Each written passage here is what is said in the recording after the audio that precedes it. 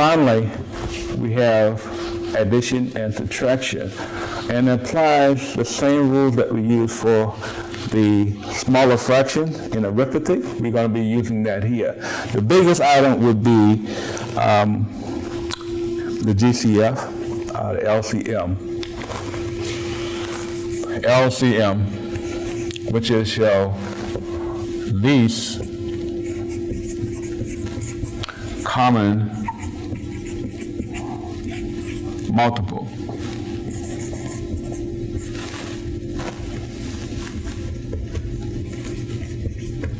Least common multiple. We sometimes refer to this as LCD, which, as you know, represent the least common denominator. Basically, they're the same thing. So you want to make sure that you're able to do that very well before you can add and subtract rational expression. Example, let's take the 2 over 3 minus 8 over 7. We have to subtract these two things. How do we do so? Well, we have to find a what? Common denominator. How do I know that? Because we are doing what? We're subtracting. And what you have to do is find the least common denominator for what? 3 and what? 7. How do we do that? Well, both of these are what? Prime numbers. So what we need to do is just multiply 7 times the 3. 7 times 3 will give us what? 21. So 21 will be what? Common denominator for both fractions. How do we get there? Well, what do you multiply times 3 to get 21? We multiply by what? 7. If I do it to the denominator, I have to do it to the what? Numerator. And what do we multiply times 7 and get 21? That is what? 3. We multiply times top and bottom to keep everything equivalent. So when we multiply 2 times 7, we do get what? 14 over what? 21 minus, what is 8 times 3? The 8 times 3 would be what? 24 over what? 21. Now, since both of these have the same denominator, we can proceed to what? Subtract. And we're going to write this in a format that hopefully you can see a little better. And that will give us what? 14 minus 24 over what? 21.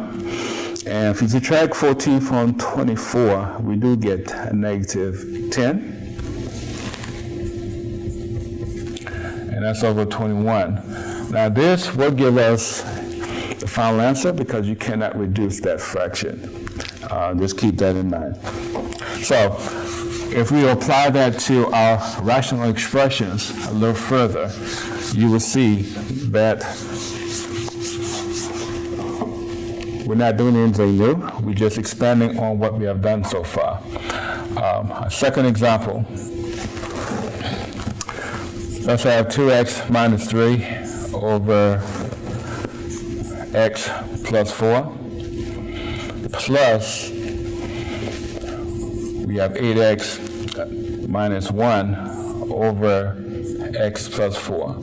The first thing that you notice is that you do have what? The operation addition, which means that the denominators must be the same before you can proceed. The question is, are they the same? Yes, they are, because this is what? X plus 4. And on this one, you have what? X plus 4 is the same denominator. So that means that we will get what? X plus 4 as the what? Denominator. Now, what are we doing? This tells me that I'm going to what? Add these two what? Numerators together. And I'm going to write this as what? 2x minus 3 plus the 8x minus 1. Bring it together. That's combination. And we combine like terms. Our like terms will be your 8x and your 2x. 8 plus 2 will give us 10. And then we have a negative 3 and a negative 1. That will give us a negative what? 4. and that's going to be over x plus 4. Now, you must check and see if we can reduce this. And the way that you would do that is to see if you can factor it. We can't factor this by looking at this. This is the 4 and this is the 10. We know that we have 2 in common.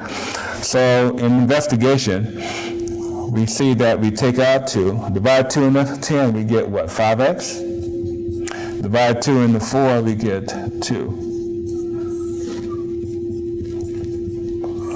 But you see that we will not be able to what, cancel anything, okay?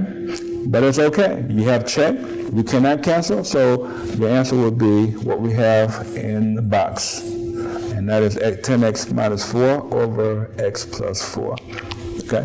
That's addition and subtraction.